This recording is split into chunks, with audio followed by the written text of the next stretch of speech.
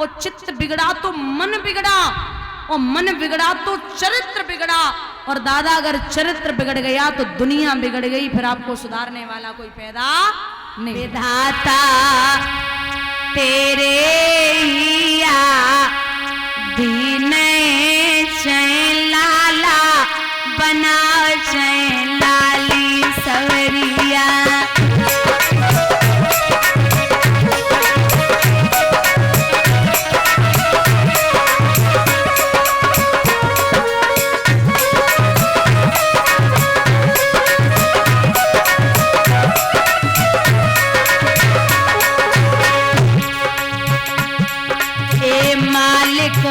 तेरे हिया दीन चैन लाला बना चैन लाली।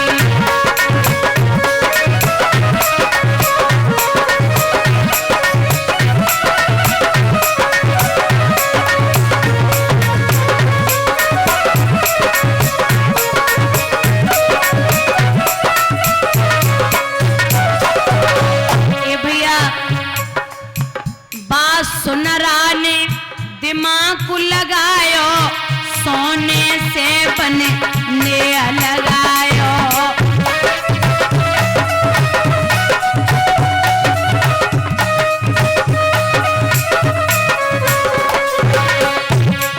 ए सुनरा तेरे हिया दीन चैन बाला बना चैन बारी भैया।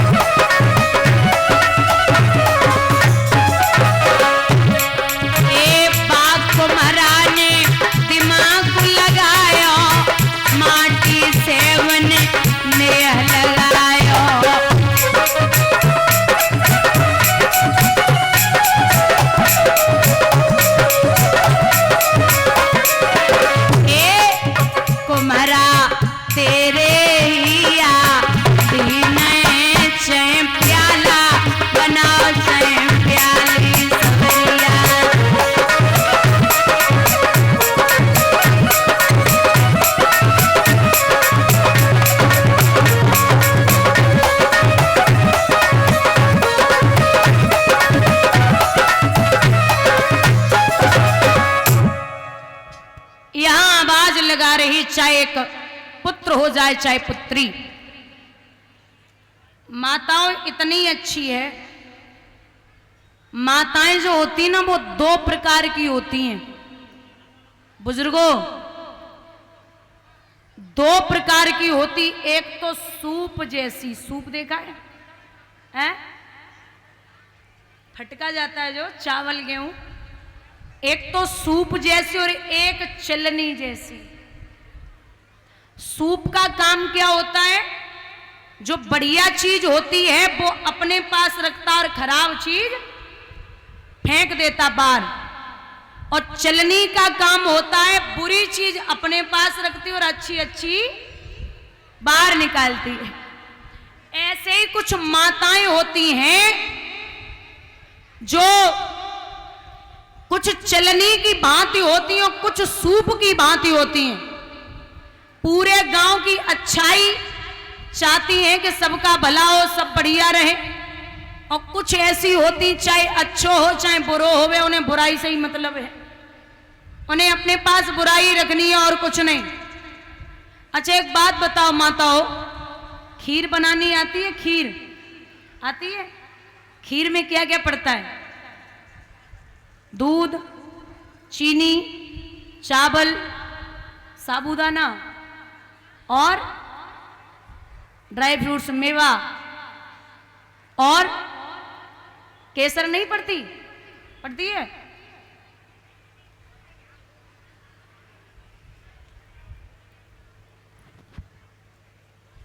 और कुछ पड़ता है? सोचो।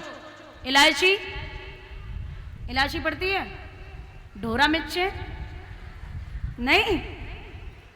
लौंग नहीं पड़ती?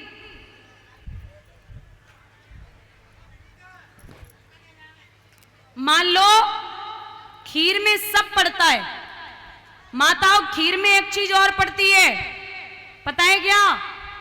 नींबू। नींबू खीर खाई है? कभी खाई हो? आप में किसी ने खाई हो? नहीं, कभी नहीं खाई। आपने कभी खाई है? नहीं, पक्का? हमने नहीं खाई, क्योंकि अगर आप खीर में नींबू डालोगे तो खीर फट जाएगी। ऐसे ही प्रेम रूपी चावल, श्रद्धा रूपी चीनी, व्यवहार रूपी मेवा और मिठास रूपी दूध, पूरे जीवन को खीर की भांति बना लो। जैसे खीर में नींबू डालने से खीर फट जाती है, वैसे जीवन में अगर घमंड की 2 बूंदें डाल दी तो पूरा जीवन बर्बाद हो जाएगा। ये आप जीवन में सब कमाइए, श्रद्धा, लगाव, प्रेम, व्यवहार, इज्जत, लेकिन अगर घमंड आसपास भटक गया तो आप किसी काम के नहीं रहोगे।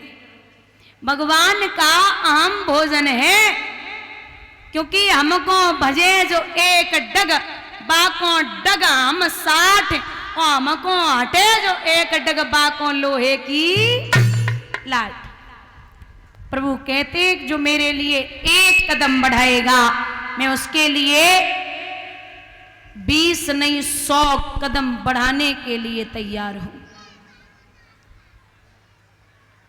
विचार करती कि एक पुत्री या पुत्र हो जाए।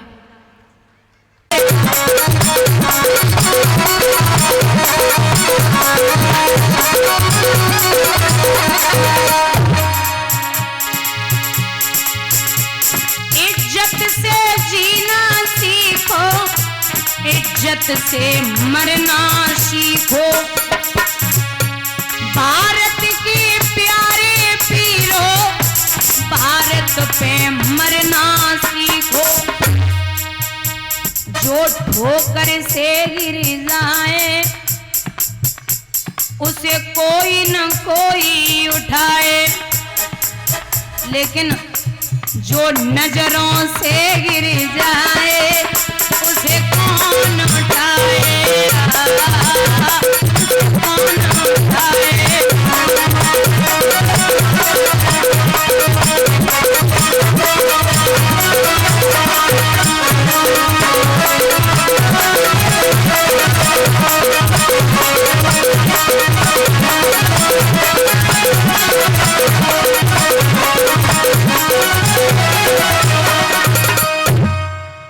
भैया बड़ी प्यारी है सुनीति,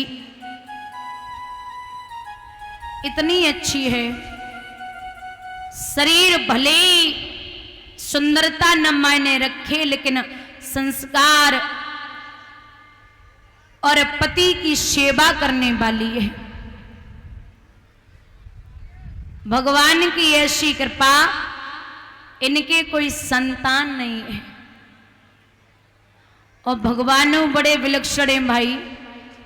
काऊ काऊ के घर में 10-15 इकट्ठे दे देवे, और काऊ के घर में एक बेटी न देवे। बेटा आन है तो बेटी सम्मान है, बेटा सुर है तो बेटी तान है, बेटा गंगा है तो बेटी धार है, बेटा दीपक है तो बेटी चिराग है। बेटा एक कुल का नाम रोशन करता है तो बेटियां 2-2 कुलों को उतारती हैं। पढ़ाए जाते हैं बेटे, पढ़ जाती हैं बेटियां, लाड़ लड़ाए जाते हैं बेटे, लाड़ लड़ जाती हैं बेटियां, खिलाए जाते हैं बेटे, खिल जाती हैं बेटियां, और उड़ाए जाते हैं बेटे, कल्पना चावला जैसी उड़ जाती हैं बेटियां। आपके घर में अगर पहली संतान बेटा हो रहा है तो आप सोच लेना कि आप भाग्यशाली हैं।